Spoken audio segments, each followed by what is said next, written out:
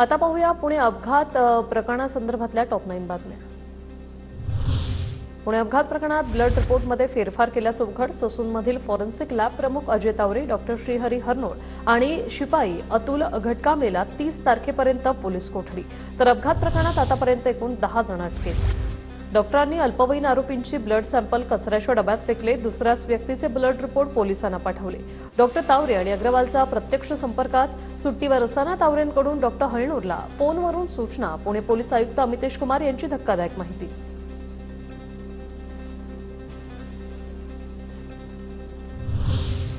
पुणे अपघातातील आरोपीचे blood sample बदलण्यासाठी श्रीहरी हळनूरला 3 लाखांची लाच, लाचेची 3 लाख रुपयांची रक्कम जप्त। पुणे गुन्हे शाखेने डॉक्टरांना दिलेल्या लाचेची रक्कम हस्तगत केली।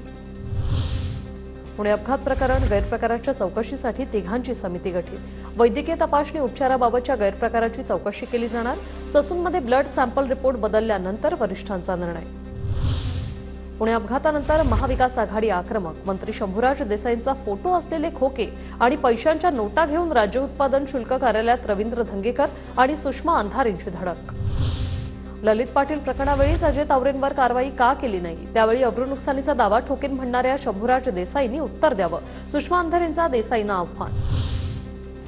पुण्यातून दरमहा 70 लाखांपेक्षा जास्त हफ्ते वसुली। सुषमा अंधारे आणि रवींद्र धंगेकरांनी पुण्यातील राज्य उत्पादन शुल्क कार्यालयात थेट पुण्यातील हफ्ते वसुलीचं रेड कार्डच वाचलं। यादी वाचत राज्य उत्पादन शुल्काच्या कार्यालयात धंगेकरांचा हंगामा।